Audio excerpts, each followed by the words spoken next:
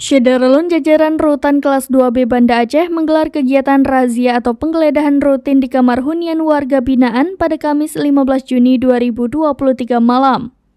Penggeledahan dipimpin oleh Kepala Rutan Banda Aceh, Rian Firmansyah, pejabat struktural dan seluruh staf serta regu jaga Bravo yang sedang bertugas pada malam tersebut.